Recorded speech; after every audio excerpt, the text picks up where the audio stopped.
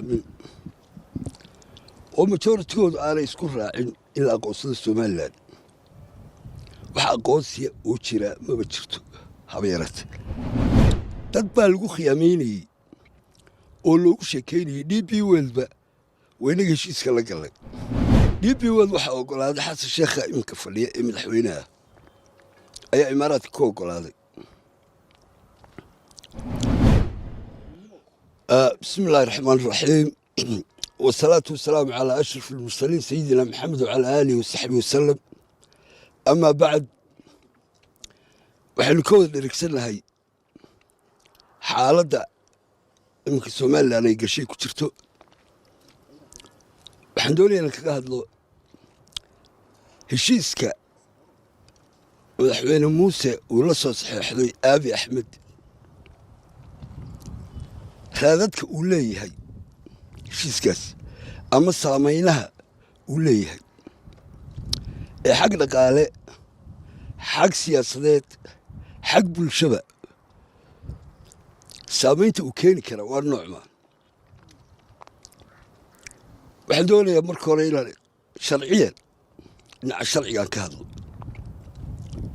sharciyan somalilan maa horta dal la aqoonsan yahay ninkii doonaa wixii doonaha isugu sheekeeyo waxaa ina hor yaalla oo ina hor taagan ugu yaraan 7 qaraar oo golaha ammaanka jimciyadda qurumaha ka dhaxaysa ka soo baxay oo lagu akidayo marba marka dambeyse lagu sii akidayo oo ama lagu cusboonaysiinayo midnimada dhul ahaan dalka soomaaliya la yidhaahdaa inay lama taabtaan tahay golahaasi waa golaha ciddaan garanayna fasira 15 xubnooda ee 5 atoore ay fadhiyaan ee dunidan ka taliya dunidan aynu ku nool nahay ilaahay ka soko golahaasaa ka taliya ku aqoonsadana waa la aqoonsadaa kuwaa waxba kama jiraan halkaa waxaan ka bayaaminayaa sharci ahaan dalkan waxaa matasha dowladda soomaaliya ee muqdisho fadhida ayaa sharci ahaan matasha maaha jacayl iyo dookh iyo nacayb midna wax ku salaysan maaha waa arrin sharcioo halkaa taalla shalayta waa ogeydeen dowladda soomaaliya go'aamadii ay ka soo saartay isla shalay gelinkii dambe waxaa adduunka ka bilaabmay dagaal diblomaasiyadeed dagaalkaas ilaa xalayna wuu socday dagaalkaas madax laynaga weydiinaya maha cid allayaal madax naga weydiinaysa ma jirto dagaalkaas wuxuu u dhexeeyaa soomaaliya iyo etoobiya soomaaliyana waxaa jira heshiiska waxba kama jiraan etoobiyana waynu arkayno way dabaaldegisoo ku faraxsanay dagaalka waa lagu kala adkaanaya isaga dhinaca sharciga haddii la ilaana soomaaliya ku adkaanaysa waayo adduunka qawaaniin buu leeyahay qawaaniin baa jirta qawaaniintaasaa la raacaa waa lagaga adkaanaya etoobiya waxaa u yimi maalmihii uu aabi axmed lahaa ama samaan baanu ku heli ama xoog baanu ku heli badda safiir uu maraykanka ku soo magacaabay ergeyga bariga dhexe aabi axmed uu wal hadba wuxuu ku yidhi How does the best basketball player of all time make more money in his retirement? sida Bolivia iyo Czech oo kaliya ku bannaan inaad dad ku hesho dariiq kale ku furan ma jiro Bolivia iyo Czech haddaba waa laba dal oo madax bannaan oo la aqoonsiyey oo heshiiskay galaanna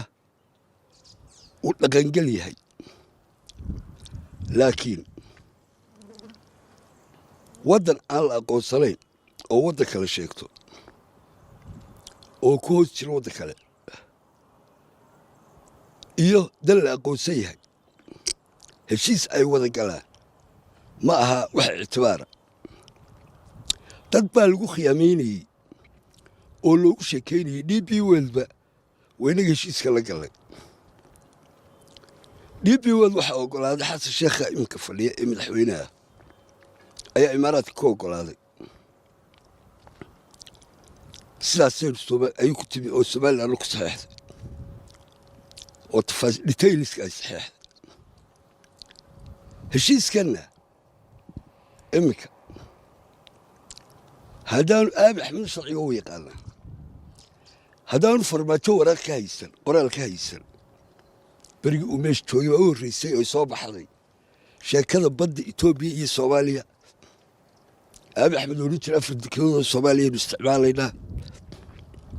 waa kuwii isku shushban jiray Aabi Axmed iyo farmaajo waynu ogeyn haddaanu la soo bixin qoraal caynkaas oo uu ku doodo uu leeyahay waxay oggolaatay aniga Soomaaliya ayay oggolaatay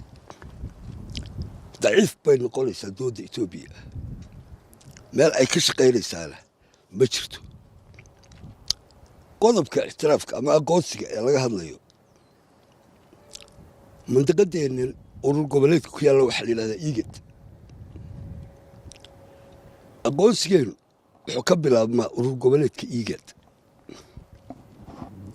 haddii urur goboleedka IGAD aanu ka bilaabmin oo majoritigoodu aanay isku raacin in la aqoonsado Somaliland waxa aqoonsiya oo jira maba jirto haba yaraatee dad kale ayaan been loogu sheekayn urur goboleedka IGAD waa waddamadaynu garanayno waa Djibouti waa Ethiopia waa Kenya waa Uganda waa Sudan waa Soor ictiraafkeenu intuu xidhay waa intaa marka laga yimaado macnaheedu waxa weeye intaasaa waxaa la yidhaahdo qasabka Soomaaliya ku marin karto isla oggolaata